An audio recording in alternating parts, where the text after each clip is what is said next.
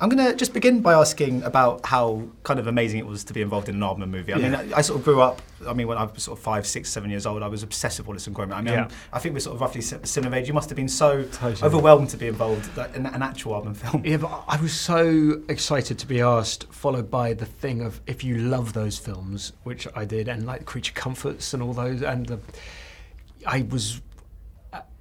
having had a bit of this experience before with voiceover things where you get hired and then you open your mouth in the booth and they sort of realise that they've totally hired the wrong person. I've sort of said to Nick, look, can we have a rehearsal session in which you then decide whether you want to hire me or not, because I would hate to get fired from an Aardman film.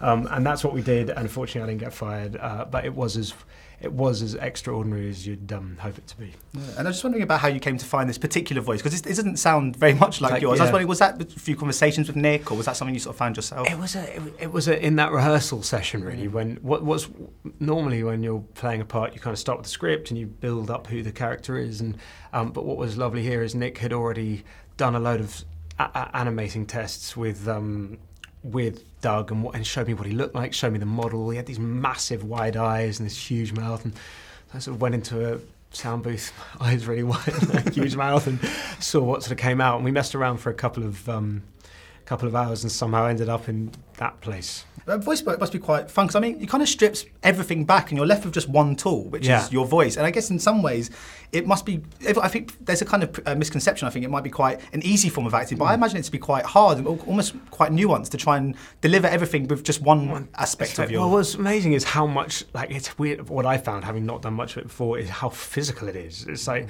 when I went to the sound boothy place where they record this, the first day I went there, I went to the loo and there was a load of, it was like a sort of club, you know, those clubs where they have loads of eau de toilette and perfumes in the loos and sort of things, and you have to, and I was looking at this toilet going, what's that about? And then after about an hour, and I was sweating, like beads of sweat running, because I was getting so into it, so I had to run to that loo and use all of the deodorants they had. So that was an interesting quality. It does, you sort of weirdly use all your physicality to try and channel something into your vocal cords.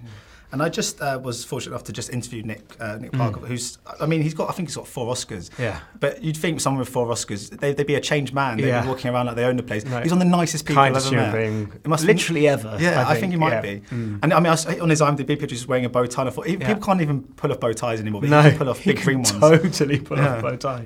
Yeah, there's sort of nothing that Nick Park can't pull off. But what's amazing is he has this amazing humour and this kind of really uncynical, optimistic take on his stories, but also he knows exactly what he wants. So when you're trying to get a line right, you can do it thousands of times. You can tell by his sort of laughter level, by whether you're getting close or not. And then eventually you go, Nick, will you just say me? And he does it, and it always sounds about 30 times better than you do.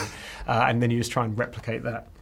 And of course, coming up is we've got the Fantastic Beasts sequel, which is not too far away now. I've interviewed David Heyman for that, who was sort of talking about the kind of tone, and he says audience can expect something a bit different from this one. Are you quite excited about this kind of being released back into the one? How different is it to the first movie? That's a good question. I'm just only being tentative because there are so many rules and regulations as to what I'm allowed to say and not allowed to say. What was interesting is that there is some, the first film introduced you to these new characters, and it had a sort of, I always thought there was a sort of caper quality to it. Now what Joe is doing is making it sort of, is the connective tissue between who those people are and the world that we're familiar with really begins to be kind of tied in, and there's an intricacy and there's a darkness in the storytelling that's kind of, I found amazing. So touch wood, looking forward to seeing it. We just finished it, so. Oh, cool. Brilliant. I'm looking forward to it. Thanks so much for your time today. Thank you. Appreciate it. Cheers. Thank you. Ladies and gentlemen, you're watching Hey You Guys! Hey You Guys, huh? Hey You Guys. Is that from the Goonies? It is indeed, yes. Nice.